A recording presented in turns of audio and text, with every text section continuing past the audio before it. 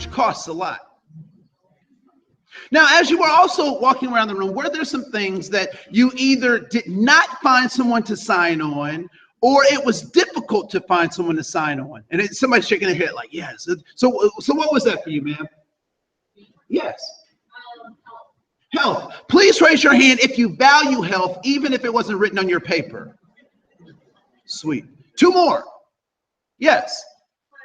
Time. If you value time, even if you don't have enough, please raise your hand if you value it. All right, cool. 1 more. What was that? Spirituality and money. And if they are connected, you are prosperous. No. If you value spirituality or connection with something outside of yourself or a higher being, all right, great. And if you need money to sustain yourself in this capitalistic society, please raise your hand, right?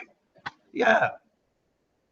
So what do you think is was the object of this particular activity? So why would I start out with this particular activity?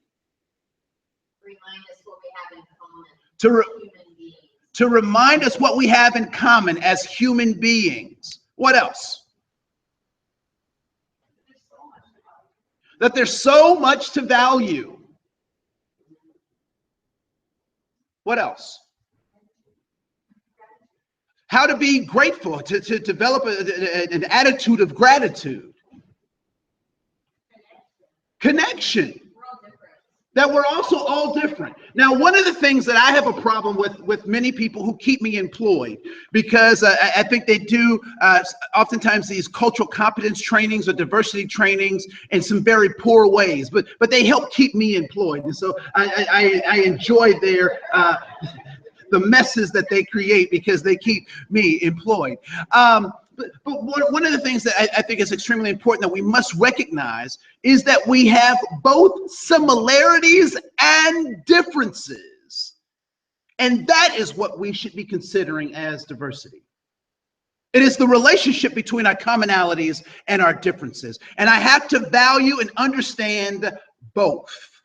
To deny that I have a certain hue of skin or that my hair crinkles in a certain kind of way, to deny that we recognize that, denies a part of the filters that other people use to define me. And so we have to have that combination of differences and commonalities. And now more than ever, that way of thinking is going to be absolutely crucial if we're going to empower our clients to engage in some substantial ways in creating opportunities for themselves and engaging with a community that may be different than the one that they grew up in and came from. And so that becomes very crucial. And so finding those connections, looking for those commonalities, recognizing those differences is going to become a crucial skill in this new world economy. And so as we look at that, I'd like to show a short video. And is anyone familiar with T-Pain? T-Pain. Okay, so not a lot of you raised your hand, but a number of you chuckled politely, and I appreciate that. Thank you very much. But T-Pain is a hip hop artist who takes the tapestry of the urban experience and makes these epic melodic rhapsodies of human experience. And he comes up with songs with titles like "I'm in Love with a Stripper." Not really the top of our stuff, right? But what T-Pain does is he uses this computer animated voice in his singing, referred to as auto-tune. And so I figured if T-Pain could use it for evil, I certainly could use it for good.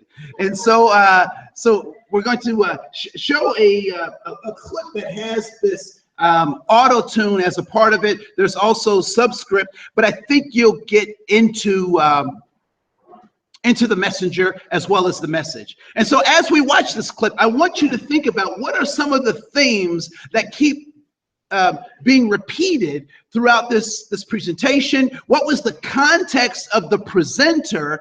And ultimately, what is our responsibility to continue the message that is being given here? And so we're going to play this particular video.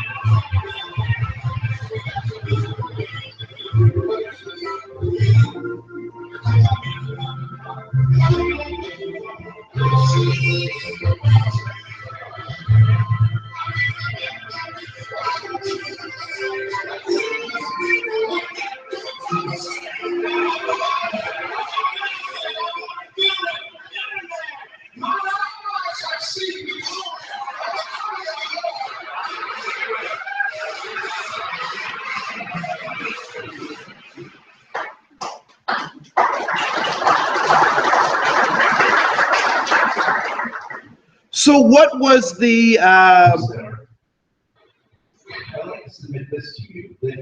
sorry about that.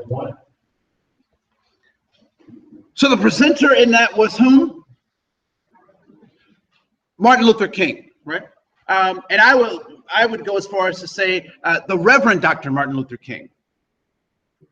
Because if we don't understand his divinity, it becomes extremely confusing what he's talking about. So the Reverend Dr. Martin Luther King.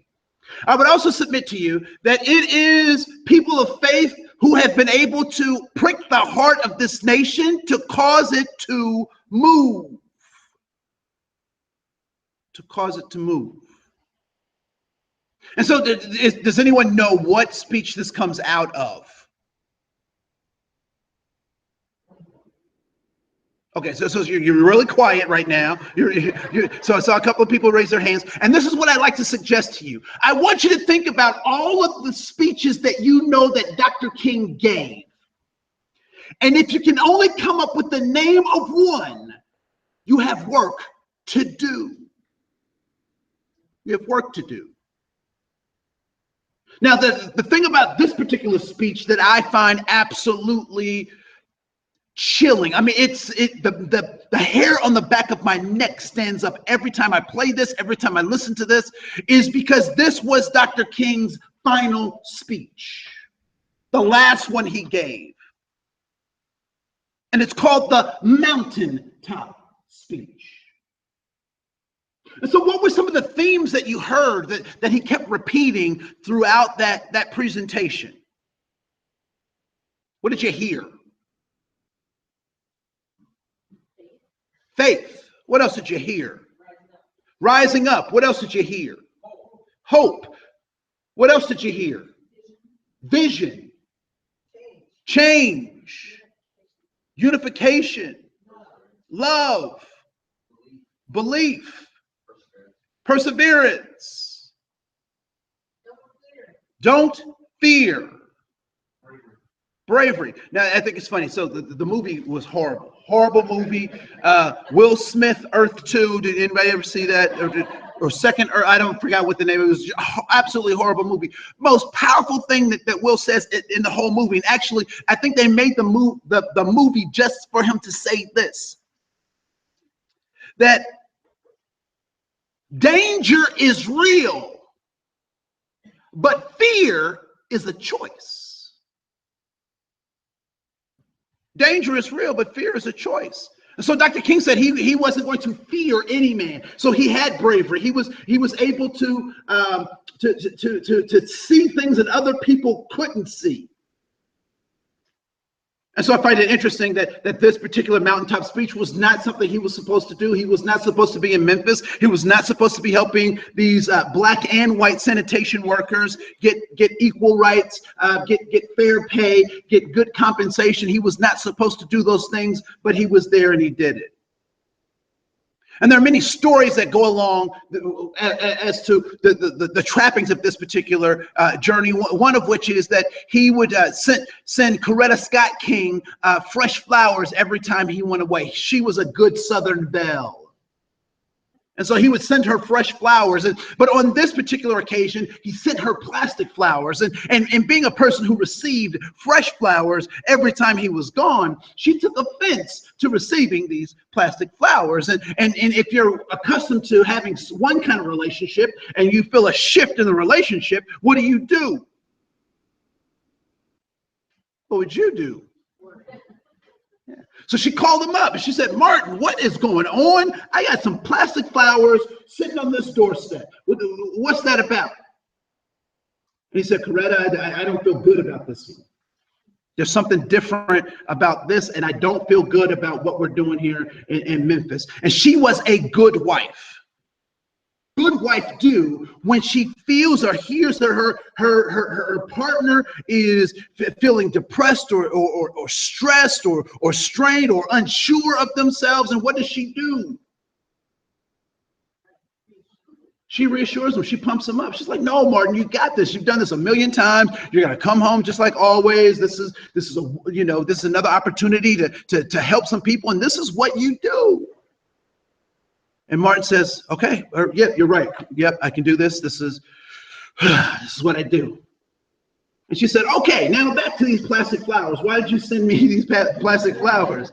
And he said, honey, I wanted you to have something to remember me by. So we know how this plays out, right? So he says, I've been to the mountaintop. I've seen the promised land, and he doesn't make it. But he says, we will make it. Does he say black people will make it? Does he say Hispanic people will make it? Does he say that white people will make it? He says, no, we as a people will make it. And I find it interesting that the Reverend would use such a motif in his presentation, because what he's doing is he is equating the struggle of his time, his contemporary struggle, with an ancient struggle of those against their oppressor. That the Bible that he is basing his experience on taught him about this lesson of people escaping their captors in Egypt.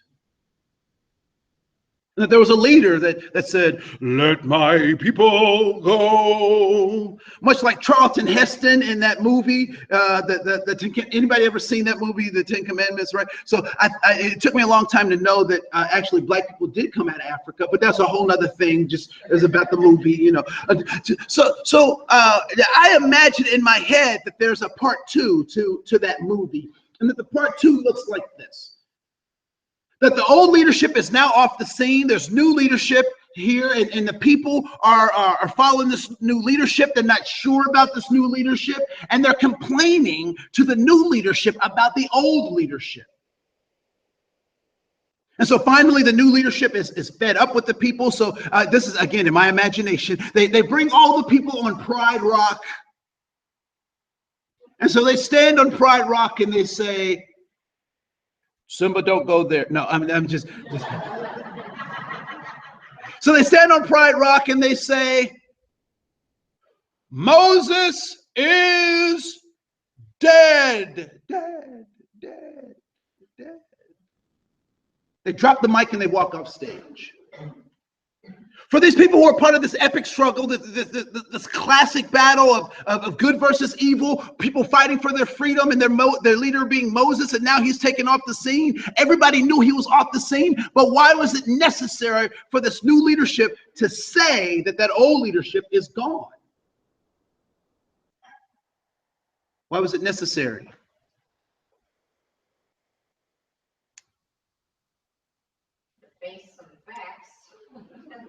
First of all, we got to face some facts. And what are those facts? That the old way of doing things is gone. And it's not coming back. Is Dr. King going to come back and save us from ourselves? No. Is Mother Teresa going to immaculately, bring herself into existence to help us heal the hurts and harms of people? Is Nelson Mandela? Is Harriet Tubman? Is Gandhi? Are these? Thank you. Susan B. Anthony is who I was looking for. Are these folks going to come back and help us save ourselves? And the answer is no. And if they are, I do not have time to wait. But Dr. King gives us something.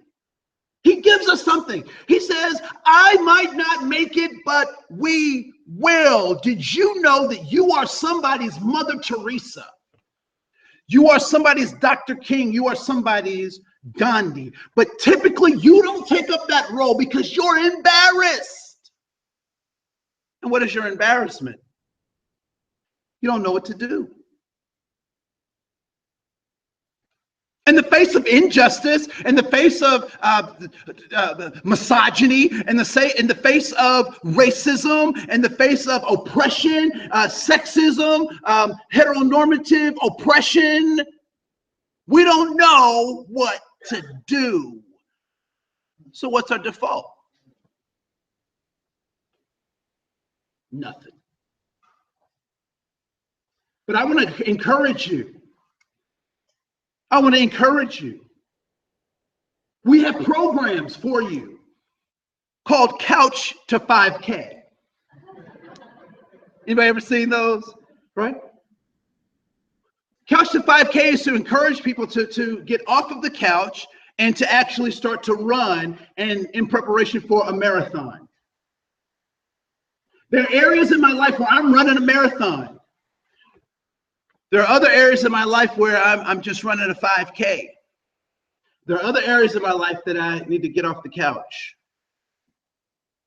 And so if we're going to be empowering the folks that we work with every day, we also have to empower ourselves. What are you supposed to do if you catch on fire? Stop, drop, and roll. Anybody been set on fire and tried that out? So you've never tried that out, but you know what you're supposed to do. And how is it that you know? You've been taught. You've practiced. You thought about it. They've shown you videos. They've encouraged you to do that. So I want to prepare you for these days ahead, because you're going to have to practice having conversations with people that may not necessarily agree exactly with you, but you have to find your commonalities and latch yourself and tether to those commonalities so that we can heal the great rifts that has been created in these last 90 days. So yeah, you are somebody's freedom liberator. I was at, I love the dollar store. Anybody else with me? All right. Dollar store makes me feel good about myself, because I can afford everything in the dollar store. And so I'm in the dollar store, and there's a couple in front of me, and it's a young lady and a young man and a child in one of those umbrella strollers. And I only found out that it's called an umbrella stroller because you can fold it up like an umbrella. Like, that's creative. And so they're standing in line, and I'm right behind them, and I got important stuff to do because I'm important, right? And so I'm standing in line, and I got my basket full of all of my dollar stuff because I'm important and I'm feeling good about myself. And so the young man and the young lady are standing there, and she pulls out an apple juice out of her basket, puts it on the counter. Simultaneously, he sees something shiny and is paying attention to the shiny thing. She pulls out her EBT card. Are people familiar with the EBT card or a SNAP card, right? So she pulls that out, and she's in mid-swipe of the card, and he turns to her and says, "You stupid boob. How the boob are you using that EBT card when I got money right here, you stupid boob?" Right? And so he's cussing her out. Now, the store is full of people. While that is happening, everyone in the store starts checking prices at the dollar store. Because what are we saying to ourselves as this drama unplays right in front of us? This is none of my business. And unfortunately, I have a small voice that has been getting me from the couch to 5K. And the voice says, "Say something." And I'm like, "Are you nuts? What are you?" And the guys are roaring, and you can just see this stuff fuming off of. And I'm like, "Okay, I'll make you a deal, voice. I'll talk to them after I'm done doing my important business." And so I said, if they're still outside, once I'm completed my stuff, I'll go out and speak with them. And so I take my time in doing my stuff, and lo and behold, I go outside, and guess what? They're outside. So I trail behind them, and now I'm trying to think of like what kinds of things to say. Like what do I say? And so I trail behind them, and then he picks up the phone.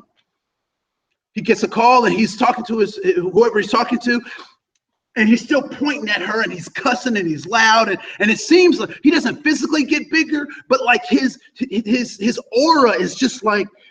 Just his vibe is just like huge, right? And so I'm like, you know what? He's on the phone. I can't say anything, but if he gets off the phone before I get to my car, I'll say something, right? So I'm trying not to half look, and so I start making a beeline towards my car, and I'm almost at the car, and he hangs up. So I'm like, okay, here we go. So now they've walked into a grocery store. I follow them into the grocery store. I have enough sense not to tap a stranger from behind on the shoulder to say, "I want to talk to you," right? And so I go around an aisle, and I come face to face with them. And so I asked the young man to take a step to the left as a social cue for the baby and the mom to kind of, or the baby and the mom to give us some space. And so I do that. Now, I will tell you that the voice was very encouraging up until this point. So now I got nothing. So I'm doing a little bit of stall tactics because there are a couple of things that are going through my mind. One of the things that's going through my mind is, if I say the wrong thing, who's going to catch it? She is. It is also very apparent to me that as he's cussing her out in the store, she is saying nothing. So I understand that this is also a pattern of things that have happened before. So now I'm asking for not only the thing to say, but the right thing to say, so that I can actually be helpful. And so I'm standing there in front of the gentleman, and I tuck my ears down. I put my tail between my legs. I want to show that I'm non-threatening, right? And so I'm trying to figure out what to say to the gentleman. Now, he and I have now created public-private space, right? So it's a private space and a public space, just in case somebody needs help. So I have him face to face, and the voice says, "Open your mouth." Now, I am so relieved and so excited because I trust this voice. I know this voice, and this guy's about to get it, because the voice is going to get him, right? So I open my mouth, and this is what comes out. "Sir, can I share something that I've learned about women? If you want her to grow, you have to water her and give her sunshine." I repeat that, not for him, but for me. I'm like, what is that? Water her and give her sunshine? And I said, "Sir, do you know what I mean?" And he exhales. "Yes, sir, I do. I do know what you mean." "Great, have a good day, sir. I did my thing. I'm out of there. I wasn't exchanging cards. I wasn't trying to, get them into services or whatnot. I did what the voice told me to do. And it took me 2 weeks to figure out why I was compelled to speak. And so sometimes as agents of a bureaucracy or agents of social services, sometimes we don't get it right either. Sometimes it takes us a while. Because I thought I was going to stand up for that lady, that I needed to talk to this man and get him correct about how you treat a lady. I thought that by me standing up to him and having conversations with him and making him think that he would actually treat his woman better, and maybe they would have a better relationship, and he would understand the struggles that the sister is going through. I thought maybe that was the reason. But when I figured it out, it changed everything for me. I was compelled to engage in that conversation because of the child. They needed someone to disrupt whatever was going on in that system. That on some level, I was reassuring the child that there are people who see what's going on and will intervene. One of the things that oftentimes we forget is that we think that we're working for the client that's in front of us, when in fact, we're working for the generations that client represents.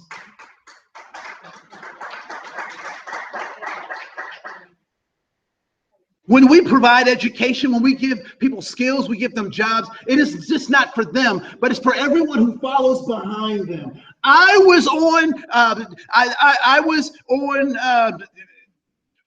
for a short time in my life, we were on welfare. I went to Head Start because we were below the poverty line. And my parents got the skills necessary to make sure that I had the skills to make sure that my daughter doesn't have to do those things. And I'm not against social welfare programs. I'm not against Head Start. I believe in it, and I will fight for it. I sit on the board of an organization that monitors and heads and funds Head Start. I believe in it. But I also believe that if we give people the hand up they need, we change the trajectory of their generations. And we can't be short-sighted about that. We can't be We can't be sad about that. We can't make excuses about that. We have to be bold and confident because Dr. King is relying on us to be his hands and feet to make sure that we get there. And so when we get there, what does that look like? Well, first of all, on the front page of your handout, there's this idea of recognizing what people want and what they need. And what people want and need is they're looking for significance, they're looking for belonging, and they're looking for safety. Significance, belonging, and safety. Significance says that I'm a person with purpose and power. I can do something. I can do something. Belonging suggests that I'm in relationships with people who understand what I can do. They understand my power. They understand my purpose. Think about your friends, the people you surround yourself with. Do they understand your purpose? Whether that purpose is given to you by the universe or you decided for yourself. Do they understand your purpose? And lastly, am I physically, mentally, emotionally, spiritually safe to be in those relationships with people who understand my purpose? So everyone is looking for safety, significance, and belonging. I'm oftentimes in training and people will ask this question, well, why is this immigrant group moving into my community? The same reasons you moved to your community. They're looking for safety, significance, and belonging. So why do kids join gangs? They're looking for safety, significance, and belonging. Why are people sagging their pants? They're looking for safety, significance, and belonging. I used to be the pull up your pants police. I was writing tickets all the time until I realized that I don't need to write tickets.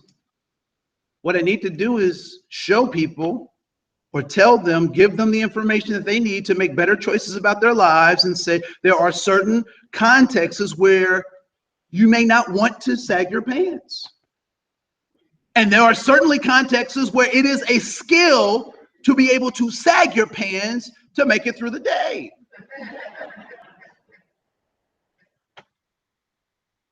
So context is everything. And we don't see the world as it is. We see the world as we are. And oftentimes we have to change how we see ourselves in an ever-changing world. And so that's called a paradigm, a P-A-R-A-D-I-G-M. I used to say paradigm because I was hooked on phonics. It works for me. And so this idea of a paradigm is simply how you see the world. And we don't see the world as it is. We see the world as we are. Lastly, this idea of attitude. Attitude is about goal accomplishments. And all too often we encounter people with attitudes and we misdiagnose what the attitude is. And the attitude, again, is just a side effect of goal accomplishment. When you get what you want, when you accomplish your goal, what is your attitude? It's positive, it's good. When you're denied access to what you want or you can't get it, you have a bad attitude. And so we have to help our folks, and we have to recognize that when we have a bad attitude, what we realize is that there's a goal that someone wants that they have not been able to get. And so our job is to help them to get that. And so if you turn to page 2, one of the things I think is also important for us to recognize. I talk a lot in this presentation, so I apologize. On page 2, there are 4 truths of human. I got 5 minutes. All right, great. So on page 2, there are 4 truths about human beings. Human beings can learn, change, and grow, even if we don't see evidence of it. That people do what they think works, even when it doesn't work. And that all human behavior is goal-directed, directed towards those 3 things that we talked about before.